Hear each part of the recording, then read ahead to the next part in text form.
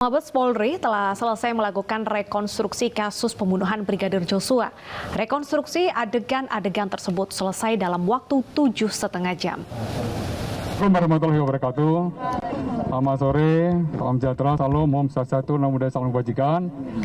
Rekan-rekan, saya hadir bersama komisioner dari Komnas HAM, kemudian dari LPSK dan penyidik.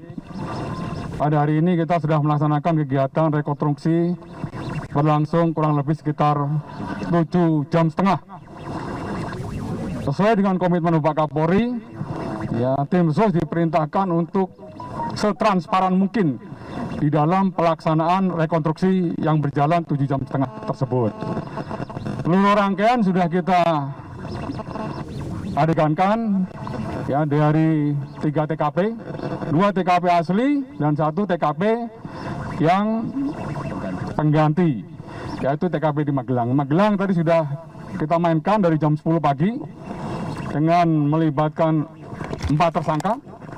Kemudian ada beberapa saksi terkait menyangkut masalah peristiwa yang di Magelang sudah dilaksanakan.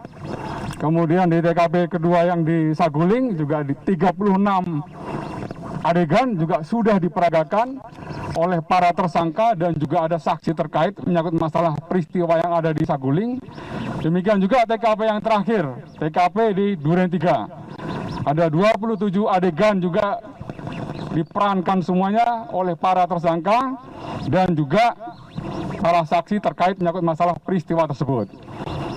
Demikian juga untuk pelaksanaan rekonstruksi ini tetap sesuai dengan perintah Bapak Kapolri agar transparan, akuntabel dan objektif. Kita juga menghadirkan para pihak.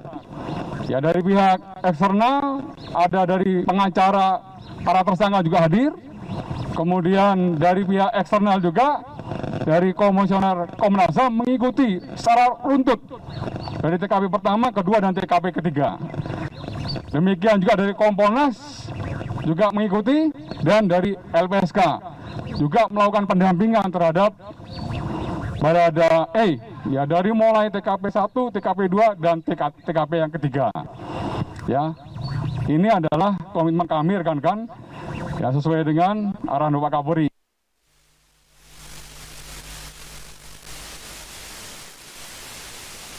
Bahwa semua pihak diberikan kesempatan yang seluas-luasnya untuk memberikan penjelasan terkait apa yang dia lakukan, apa yang dia rasakan, dan apa yang dia alami pada saat kejadian itu. Sebenarnya ini adalah mekanisme standar, SOP standar yang dilakukan bagi pihak atau tersangka yang merasa tidak melakukan adegan itu, boleh mengajukan keberatan.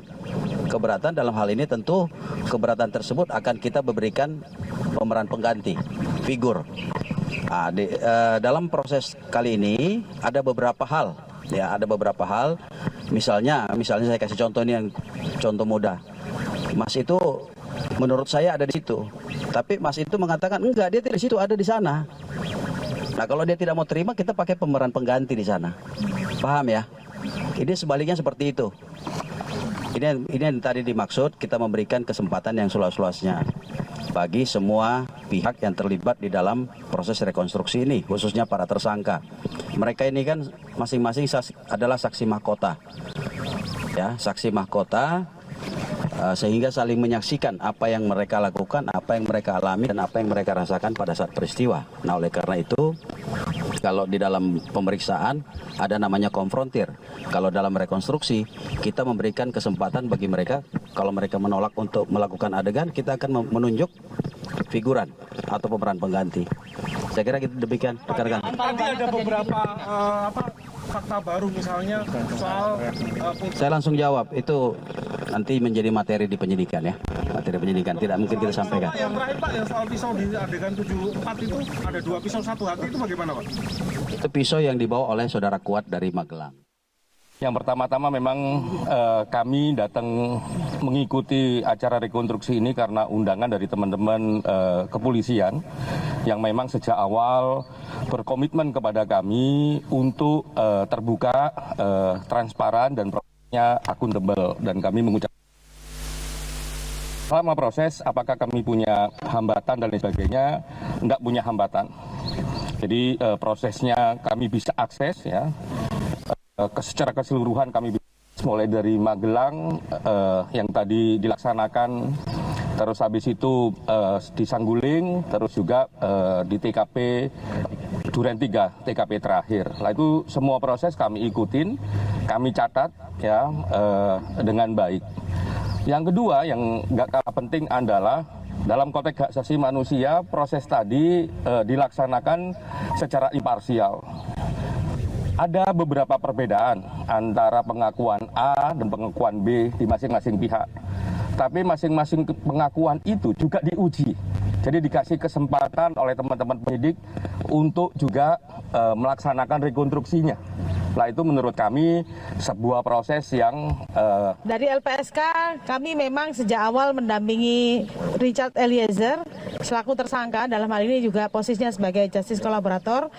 Dari sejak awal tadi pagi berangkat juga sudah kami koordinasikan dengan Polri dari kemarin dan kuasa hukumnya untuk Richard Eliezer bisa hadir di acara rekonstruksi ini untuk sebagai komitmen dia untuk mengungkap kejahatan ini. Nah, tadi sudah dilakukan rekonstruksi, kami mengikuti, mendampingi Baradae ya dari rumah Magelang pengganti ya Pak ya. Terus kemudian di Saguling dan Duren 3 seperti yang disampaikan oleh Komnas HAM bahwa ada beberapa versi dari beberapa para tersangka ini dan semuanya difasilitasi untuk direka ulang. Jadi masing-masing versi juga kemudian diadegankan sehingga semua versi ini nanti akan dirangkum oleh penyidik.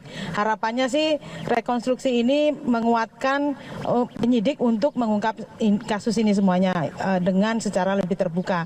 Nah, nanti harapannya juga Baradae juga tetap berkomitmen untuk mengungkap kejahatan ini sampai di pengadilan. Dan sekali lagi memang akan diuji di pengadilan dan bagaimana putusannya nanti di pengadilan.